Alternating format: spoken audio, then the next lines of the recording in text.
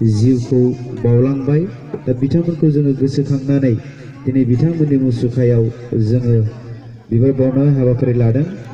दा जोंहा बेहाय बिबान बावजेनगिरि हिसाबै जोंहा आलासि हांख्रायनाय लेखा आलासि हांख्रायनाय दंखायोमोन। दा ओंखायनो जों खावलायबाय लोगोसे दहरानिफ्राय गांसे आर'नाइजों आङो बरायनो थाखाय आङो खावलायबाय। कमलेश्वर बसुमतारी आदाखौबो गावनि सिनायथिखौ लानो थाखाय खावलायबाय। साबायखर थाबाय। दा नै मुंख्लंफोरनि खाम्फायाव जि बिबार बावनाय हाबाफारि दा बेखौ आङो जोंनि आलासि बिथां आदा कमलेश्वर बसुमतारीखौ बावजेननो थाखाय खावलायबाय। लोगोसे बिनय बर' बिथांखौ आङो हेफाजाब होनो थाखाय आङो खावलायबाय।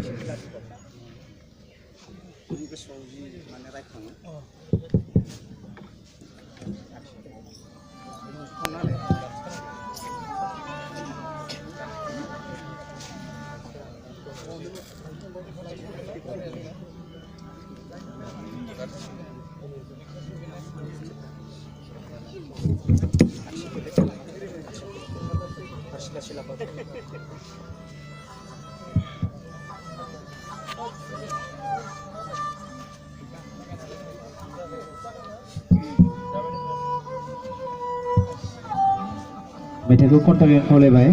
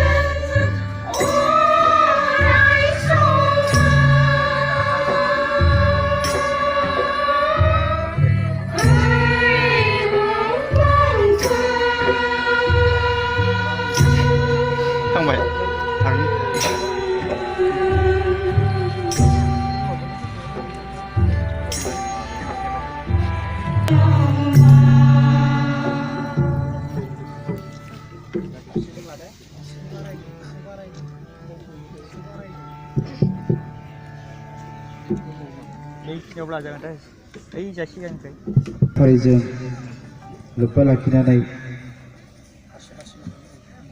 लोब्बा लाखिनानै बिबार बावजेनगिरि दखरा आफादनि मानगोनां बोसोनगिरि कमलेश्वर बसुमतारी आदाखौ नैबे मुंख्लं खाम्फायाव बिबार बावनायजों लोगोसे दान्दिसे सम सुंद' बिबुंथि लाखिनो थाखाय आङो खावलायबाय।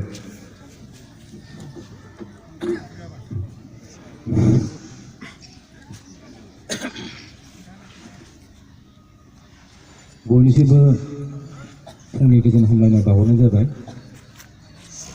आरो फैबाय थानाय बोसोर गोदाननि गिबियावनो आं बयनिसिमबो हामलायनाय बावहरनाय थाबाय।